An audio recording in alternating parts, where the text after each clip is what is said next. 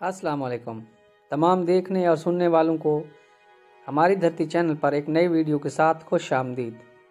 नाजरीन, आज हम आपको बताएंगे कि मुगलिया ख़ानदान के अफराद आज किस हाल में हैं, काम क्या करते हैं और रहते कहाँ हैं। मुगलिया सल्तनत के ज़वाल की सरसरी मालूमात बरे सगीर के हर बासी को मालूम है, लेकिन अंग्रेज़ों के बरे सगीर पर कब्ज़े के बाद आखिरी मुग़ल बादशाह बहादुर शाह ज़फ़र की औलाद का क्या अंजाम हुआ, आजकल मुग़ल ख़ानदान कहाँ है, किन हालात में ज़िंदगी बसर कर रहा है, इसके बारे में बहुत कम लोगों को मालूम है। ख्वाजा हसन निज़ामी, जो कि उर्दू अदब के मशहूर अदीब गुज़रे हैं, उन्होंने अपनी किताब बेगमात के आंसू में मुगलिया सल्तनत के ख़ात्मे के बाद बहादुर शाह ज़फ़र की औलादों के हालात बयान किए हैं। ख्वाजा हसन निज़ामी अपनी किताब में लिखते हैं कि 1858 में जब अंग्रेज़ों ने सिखों की मदद से मुगलिया सल्तनत के आखिरी ताजदार बादशाह बहादुर शाह ज़फ़र को गदर के मकाम पर शिकस्त दी और दिल्ली पर मुकम्मल कब्ज़ा कर लिया, तो अंग्रेज़ों ने बहादुर शाह ज़फ़र को उनके अहल खाना समेत एक छोटी सी कोठड़ी में कैद कर दिया। कुछ ही दिनों बाद अंग्रेज़ों ने उसके 20 बेटों में से 18 को सरेआम कत्ल कर दिया।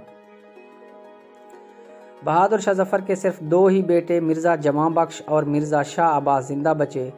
उन्होंने मुग़ल ख़ानदान की नस्ल को आगे बढ़ाया।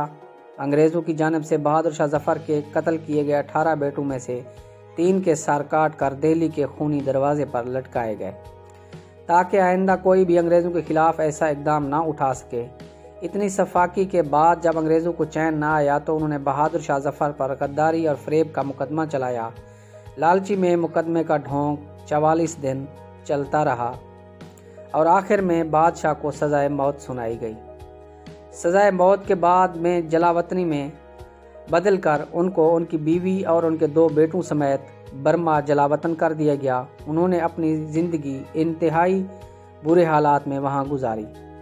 1862 में जब बर्मा में बादशाह बहादुर शाह ज़फ़र की वफ़ात हुई तो अंग्रेज़ों ने उनके 2 बेटों को हिंदुस्तान वापस न जाने की शर्त पर ज़िंदा रखा, क्योंकि अंग्रेज़ इस बात से बाखूबी वाकिफ़ थे कि अगर ये दोनों शहज़ादे हिंदुस्तान वापस आ गए तो मुग़ल बादशाह बहादुर शाह ज़फ़र की औलाद की हैसियत से ये हमारे ख़िलाफ़ किसी भी नौयत का कदम उठा सकते हैं।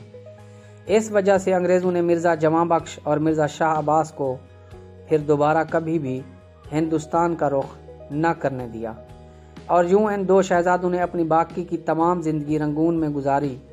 जहाँ तक इन 2 शहज़ादों की अज़दवाजी ज़िंदगी का सवाल है तो बाज़ मुहक्किकीन के मुताबिक मिर्ज़ा शाह अब्बास की शादी रंगून के एक सौदागर की बेटी से हुई, जिससे उनकी कई औलादें हुईं, जो आज के दौर में भी गुर्बत की वजह से रंगून के एक इलाके में कच्ची गलियों की बदबूदार झुग्गियों में रहने पर मजबूर हैं। जबकि दूसरी तरफ मिर्ज़ा जवां बख्श का एक ही बेटा था, उसका नाम मिर्ज़ा जमशेद बख्श था। 1984 में जिगर की बीमारी की वजह से जब मिर्ज़ा जमशेद का इंतकाल हो गया, कुछ अरसा बाद उनकी बीवी भी चल बसीं। वालिदैन के वफ़ात के बाद मिर्ज़ा जमशेद बख्श का बेटा हालात ख़राब होने पर वापस हिंदुस्तान चला गया।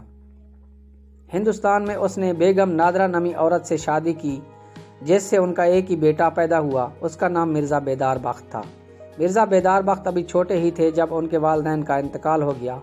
वालिदैन की वफ़ात के बाद मिर्ज़ा बेदार बख्त छोटे मोटे काम करके अपना गुज़र बसर करते रहे और अपनी असल पहचान भी छुपाए रखी। आज़ादी मिलने के बाद मिर्ज़ा बेदार बख्त की असल शनाख्त के बारे में जब सबको मालूम हुआ तो उनको आखिरी मुग़ल बादशाह के पड़पोते की हैसियत से हिंदू सरकार की तरफ से भीख के तौर पर माहाना कुछ पेंशन दी जाने लगी। 1950 की दहाई में मिर्ज़ा बेदार बख्त ने सुल्ताना नामी बेगम औरत से शादी की, जिससे उनके 5 बेटियां और 1 बेटा पैदा हुआ। मिर्ज़ा बेदार बख्त जब तक हयात थे हिंदू सरकार की तरफ से कुछ रुपए पेंशन में उसे मिलती रही, लेकिन उनकी वफ़ात के बाद उनकी बीवी और उनके बच्चों के लिए हिंदू सरकार ने पेंशन देना बंद कर दी। पेंशन बंद होने के बाद उनकी बीवी और बच्चों के हालात मज़ीद बदतर हो गए। इन सब हालात को मद्देनज़र रखते हुए मिर्ज़ा बेदार बख्त की बीवी को अपने 6 बच्चों का पेट पालने के लिए कलकत्ता के इलाके में चाय की दुकान खोलनी पड़ी। 1982 में सुल्ताना बेगम को बहादुर शाह ज़फ़र के पड़पोते की बेवा होने की हैसियत से हिंदू सरकार की तरफ से एक सरकारी मकान भी दिया गया, جو کہ 1983 کے اختتام پر ان سے واپس لے لیا گیا۔ سرکاری مکان چھیننے کے بعد آخری مغل بادشاہ بہادر شاہ ظفر کے پڑپوتے کی بیوہ اور ان کی اولاد بھی کلکتہ کے ایک چھوٹے سے 2 کمرے کے مکان میں زندگی گزارنے پر مجبور ہیں۔ جنہوں نے تقریباً 350 سال برصغیر پر حکومت کی، آج ان کی اولادیں انڈیا اور برما کی گلیوں کوچوں میں انتہائی غربت کی وجہ سے در بدر کی ٹھوکریں کھانے پر مجبور ہیں۔ ناظرین، اگر آپ کو ہماری ویڈیو اچھی لگی ہو اسے لائک اور شیئر ضرور کرنا، کمنٹس باکس میں اپنا فیڈ بیک ضرور دینا۔ اگر آپ مزید ایسی ویڈیوز دیکھنا اور سننا چاہتے ہیں تو ہمارے چینل کو سبسکرائب کریں۔ اس کے ساتھ ہی آپ سے اجازت چاہتے ہیں۔